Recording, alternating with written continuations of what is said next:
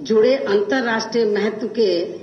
लगभग सभी अहम मुद्दों पर मैं अपनी पार्टी का मत संसद के अंदर व बाहर भी अधिकांश रखती रही।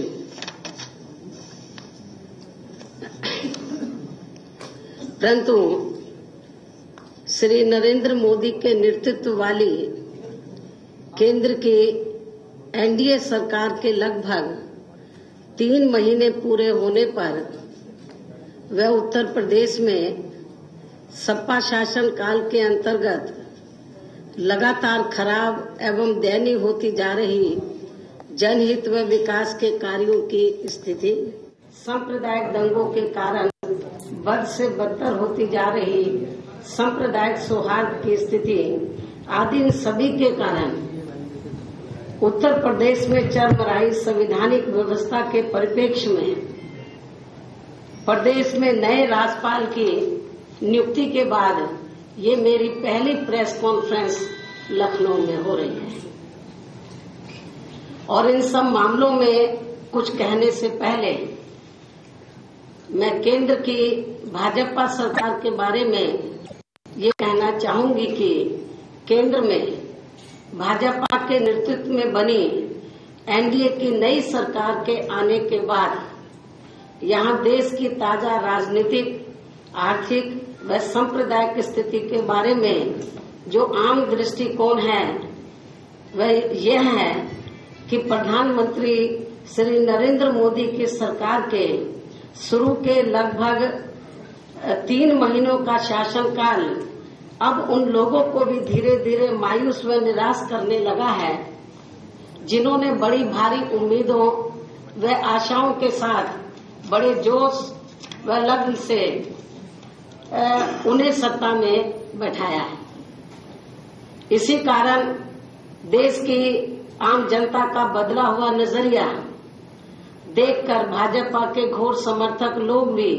अभी से ही काफी कुछ हतोत्साहित होते हुए हमें नजर आ रहे हैं और इसके साथ ही खासकर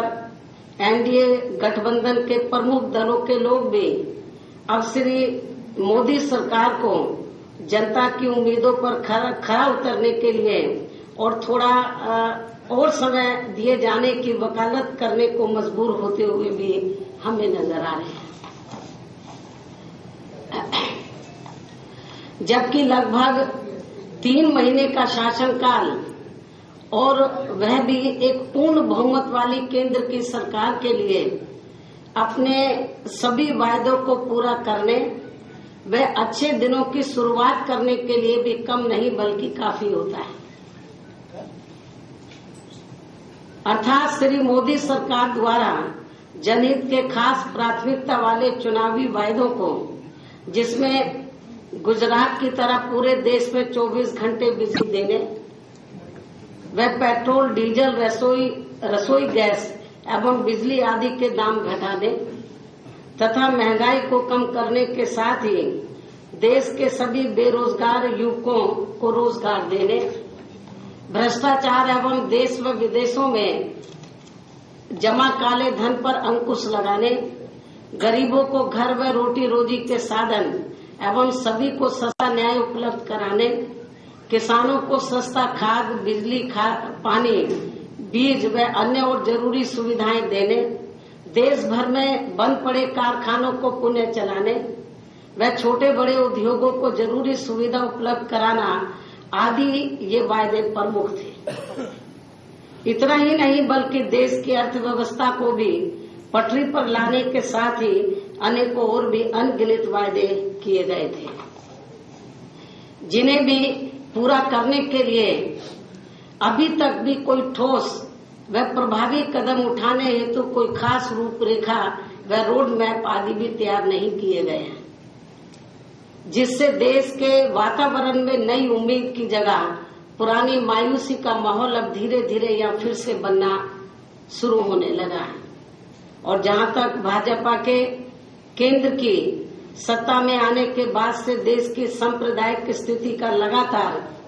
खराब होने का मामला है, तो इस मामले में बीएसपी का ये आरोप काफी हद तक सही साबित होता जा रहा है कि भाजपा के केंद्र की सत्ता में आ जाने पर अब पूरे देश में सांप्रदायिकता काफी बढ़ेगी और देश दंगों में झुलसेगा, जिससे देश की तरक्की व स्थिरता भी कुछ हद तक जरूर प्रभावित होगी। इसके साथ ही आज ये बात भी काफी हद तक जग जाहिर हो चुकी है कि केंद्र में भाजपा के सत्ता में आने के बाद से अब इस पार्टी के लोग भी सपा की तरह ही कानून को अपने हाथ में लेकर वे अपने आप को कानून से ऊपर समझकर पूरे देश के अमन व कानून व्यवस्था की स्थिति को बिगाड़ने में लग गए हैं और अब कानून उनके सामने बोना सा साबित होता हुआ लगता है। उत्तर प्रदेश राज्य में तो ये खासकर काफी गंभीर रूप में हमें देखने को मिल रहा है। इसके साथ साथ अब राष्ट्रीय स्वयंसेवक संघ अर्थात आरएसएस भी पहले से कहीं ज्यादा मजबूत होकर एक गैर उत्तरदायी व गैर संवैधानिक संस्था के रूप में उभर रहा है। और इतना ही नहीं बल्कि अभी हाल ही में इस संस्था के प्रमुख द्वारा हिंदुत्व को लेकर जो अन्य धर्मों के बारे में गलत व असंवैधानिक बयानबाजी की गई है, तो इससे देश में कभी भी सांप्रदायिक तनाव पैदा हो सकते हैं। अर्थात इन सभी कारणों की वजह से ही केंद्र में बीजेपी के सत्ता में आते ही अब पूरे देश में सांप्रदायिक दंगे व तनाव आदि की वारदातें लगातार बढ़ रही हैं और इन सबकी आड़ में अब बीजेपी द्वारा इनका राजनीतिक लाभ भी उठाने का पूरा प्रयास किया जा रहा है। इसके साथ साथ इसी क्रम में भाजपा के राजनीतिक कार्यकर्ताओं को दरकिनार करके वे ज्यादातर आरएसएस के समसेवकों को ही सरकारी पदों पर बैठाने से अब देश के समक्ष नई प्रकार की विकट समस्या भी उत्पन्न हो सकती है, क्योंकि ऐसे लोगों द्वारा संवैधानिक व्यवस्थाओं, मर्यादाओं व परंपराओं की अवहेलना करते हुए यहाँ पहले भी देखा जा चुका है। इसके साथ ही भाजपा व आरएसएस के कार्यकर्ताओं द्वारा प्रधानमंत्री श्री नरेंद्र मोदी की मौजूदगी में पूरी तरह से बेकाबू व बेलगाम होकर सरकारी कार्यक्रमों के दौरान भी अपने खुद के संकीर्ण राजनीतिक स्वार्थ के लिए गैर भाजपा मुख्यमंत्रियों के साथ जिस प्रकार से गलत व अशोभनीय व्यवहार लगातार किया जा रहा है, तो इससे देश में राजनीतिक कटुता के और ज्यादा बढ़ने के साथ साथ केंद्र व राज्यों के रिश्ते कभी भी अच्छे नहीं बनेंगे, बल्कि खराब ही होते चले जाएंगे और इससे हमारे देश का संघीय ढांचा भी प्रभावित होकर कमजोर होगा, जो देश हित में कतई भी ठीक नहीं होगा। लेकिन दुख इस बात का है कि बीजेपी इसे भी श्री नरेंद्र मोदी की लोकप्रियता का ही परिणाम बताकर इसका राजनीतिक लाभ लेने की भी पूरी कोशिश में लगी हुई है, जिसकी अब काफी तीखी प्रतिक्रियाएं भी सामने आने लगी हैं। और इतना ही नहीं बल्कि भाजपा नेताओं द्वारा ऐसा भ्रम फैलाने की भी लगातार ये कोशिश की जा रही है कि जैसे श्री नरेंद्र मोदी की सरकार के पहले केंद्र में अन्य और किसी भी पार्टी की सरकार को इस प्रकार का बहुमत मिला ही नहीं है। इस किस्म का इम्प्रेशन पूरे देश की जनता को दिया जा रहा है, जबकि इस संबंध में हकीकत ये है कि पिछले केवल 30 वर्षों में ही अर्थात सन 1984 से लेकर सन 2014 के दौरान हुए 9 लोकसभा चुनावों में अर्थात खासकर सन 1984 में कांग्रेस पार्टी को 404 सीटें मिली थी। हालांकि इससे पहले भी कई बार 350 से 400 की संख्या में मिली सीटों वाली सरकारें देश में बन चुकी है। इसके अलावा भाजपा नेताओं को ये भी नहीं भूलना चाहिए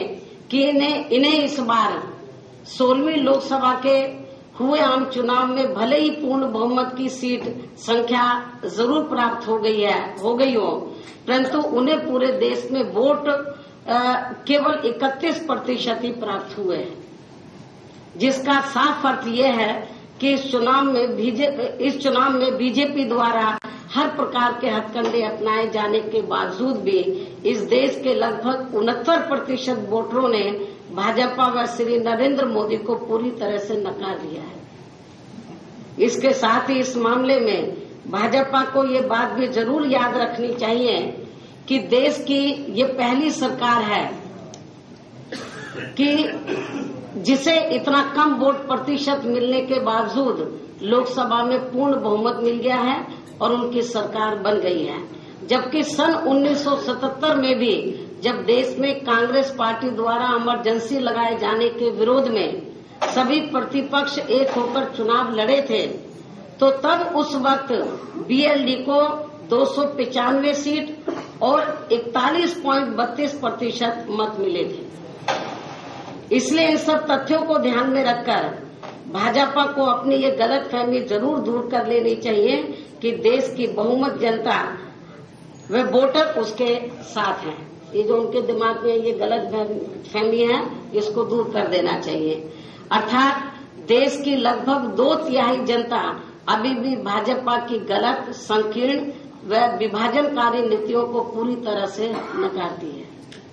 और यदि इन सभी तथ्यों की सच्चाई को भाजपा के लोग ध्यान में रखकर नहीं चलते हैं तो फिर देश को काफी नुकसान भी पहुंच सकता है केंद्र में इनकी सरकार के रहते हुए। और इतना ही नहीं बल्कि जम्मू कश्मीर राज्य के अलगाववादी हुर्रियत नेताओं के साथ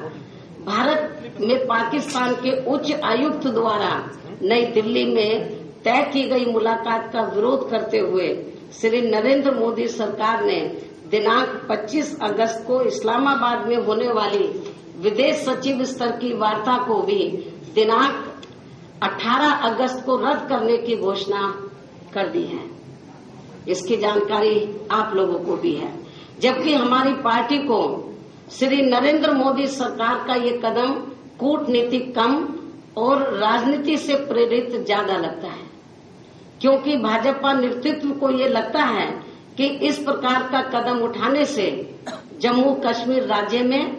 इस वर्ष के अंत में होने वाले विधानसभा चुनाव में उसे इसका काफी कुछ चुनावी लाभ मिल सकता है। हालांकि इस संबंध में हमारी पार्टी का ये मानना है कि केंद्र की मौजूदा सरकार को इस प्रकार की वार्ता निर्धारित करने से पहले भारत पाकिस्तान सीमा पर ताजा स्थिति को जरूर मद्देनजर रखना चाहिए था, क्योंकि जिस प्रकार से सीमा पर पाकिस्तान द्वारा आए दिन सीज फायर का लगातार उल्लंघन किया जा रहा है, उसको ध्यान में रखकर ये वार्ता भारत सरकार को निर्धारित ही नहीं करनी चाहिए थी। इसके अलावा ये बात भी सर्वविदित है कि श्री नरेंद्र मोदी को पीएम बने हुए अब लगभग 3 महीने हो गए हैं, परंतु अभी भी उनकी वाणी ज्यादातर आश्वासन व प्रलोभन देने वाली चुनावी वाणी ही बनी हुई है, जबकि अब उन्हें कार्य करके दिखाने का मौका है। अर्थात इनका केवल अपने आप को प्रधान सेवक कहने से काम नहीं चलने वाला है, बल्कि अब देश की जनता को यहाँ हर मामले में राहत व अमन चैन मिलता हुआ महसूस होना चाहिए। क्योंकि ये बातें हम नहीं बोल रहे हैं, बल्कि यहाँ खासकर आबादी के हिसाब से देश के सबसे बड़े प्रदेश उत्तर प्रदेश की लगभग 20 करोड़ से अधिक जनता का अनुभव भी बोल रहा है। अर्थात जिस प्रकार से श्री नरेंद्र मोदी व भाजपा के लोगों ने बड़े बड़े प्रलोभनों व आश्वासनों पर देश की जनता को गुमराह करने के लिए भारी तादाद में रुपया पानी की तरह बहाकर इस बार लोकसभा का आम चुनाव जीता है,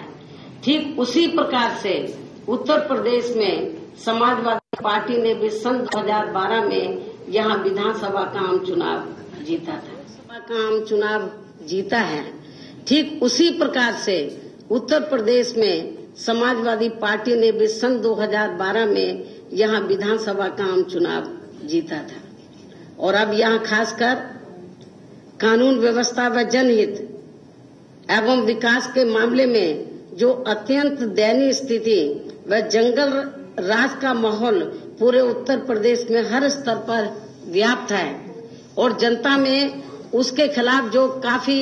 ज्यादा आक्रोश है, तो उससे मजबूर होकर अब यहाँ राष्ट्रपति शासन लगाने की बीएसपी की मांग का लगभग सभी विरोधी पार्टियां समर्थन करने लगी हैं। परंतु इस मामले में भाजपा अपने पुराने स्वभाव को जारी रखते हुए, अर्थात यहाँ खासकर उत्तर प्रदेश में सांप्रदायिक काल को खेलकर अब यहाँ पुनः शांति व्यवस्था को भंग करके वह इसकी आड़ में चुनावी लाभ लेने की कोशिश में लगी हुई है। और इस संबंध में सबसे दुखद व दुर्भाग्यपूर्ण बात यह है कि प्रदेश की सपा सरकार की भाजपा से अंदरूनी मिली भगत के कारण ही अब यहाँ दोषियों के खिलाफ उचित कानूनी कार्रवाई तक भी नहीं की जा रही है। और इतना ही नहीं,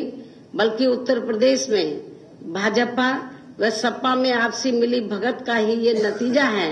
कि अब भाजपा के लोग अपनी मांगों के समर्थन में आए दिन सड़कों पर उतरकर यहाँ कानून व्यवस्था की स्थिति को खराब करने के लिए कानून को ही खुलकर अपने हाथों में लेने लगे हैं और अराजकता तक भी फैलाने लगे हैं। जबकि ये सब कुछ करने की बजाय इन्हें प्रदेश में राष्ट्रपति शासन लगाने के लिए केंद्र में अपनी सरकार पर दबाव बनाने का काम करना चाहिए था, क्योंकि अब तो प्रदेश में माननीय राज्यपाल भी उनके अपने द्वारा नियुक्त हैं और केंद्र में सरकार भी उन्हीं की पार्टी की है। संक्षेप में भाजपा और सपा की आपसी मिली भगत का ही परिणाम है कि उत्तर प्रदेश में आज चारों तरफ व हर स्तर पर व्याप्त अव्यवस्था, अराजकता, व्यापक भ्रष्टाचार, सांप्रदायिक दंगे व तनाव तथा हर प्रकार का अपराध आदि की वजह से ही यहाँ की जनता में त्राही त्राही मची हुई।